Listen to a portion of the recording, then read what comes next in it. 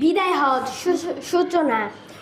দশম জিলকাদ মাসের শেষ দিকে মহানবী সাল্লাল্লাহু আলাইহি সাল্লামের সাথে হজ করার জন্য হাজার হাজার মানুষ মক্কার পথে রওনা দেন। আরাফাতে ময়দানে প্রায় 2 লক্ষর মতো মানুষ সমবেত হলেন। জাবালে রহমত নামক পাহাড়ে দাঁড়িয়ে মহানবী সাল্লাল্লাহু আলাইহি সাল্লাম ভাষণ দিলেন। এটি মহানবী সাল্লাল্লাহু আলাইহি সাল্লামের শেষ ভাষণ বা বিদায় হজ নামে খ্যাত। বিদায় হজের ভাষণ। মহানবী সাল্লাল্লাহু আলাইহি সাল্লাম আল্লাহর প্রশংসা করে বলেছেন, এ দিন এ মাস তোমাদের কাছে পবিত্র, তোমাদের জীবন ও সম্পত্তি পরস্পরের কাছে পবিত্র। মনে রেখো, তোমরা আল্লাহর কাছে হাজির হবে এবং নিজ নিজ কাজের হিসাব দেবে। তোমাদের কৃতদাসীরাও আল্লাহর বান্দা, তাদের সাথে নিষ্ঠুর ব্যবহার করো না। তোমাদের সমানই তাদের খেতে পড়তে দেবে।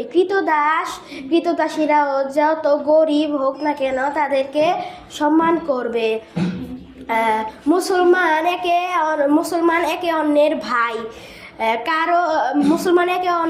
অন্যের সম্পত্তি জোর করে দখল করবে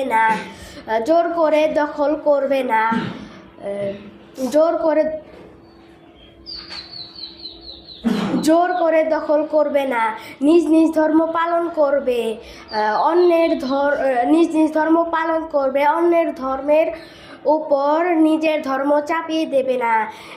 একে অন্যের জন্য অন্যকে দায়ী করবে না। এছাড়াও মহানবী সাল্লাল্লাহু আলাইহি সাল্লাম বিশেষভাবে আরও 4টি কথা মনে রাখতে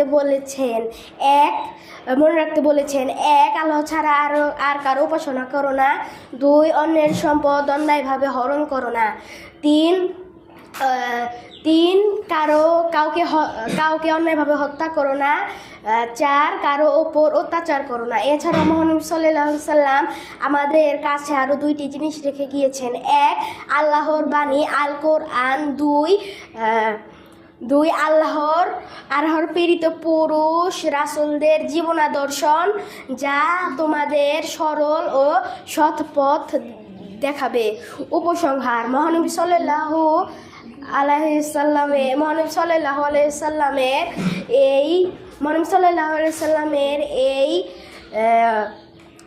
এই ভাষণ সবাই স্মরণ করবে। এই ভাষণ মহানবী সাল্লাল্লাহু আলাইহি সাল্লামের শেষ ভাষণ।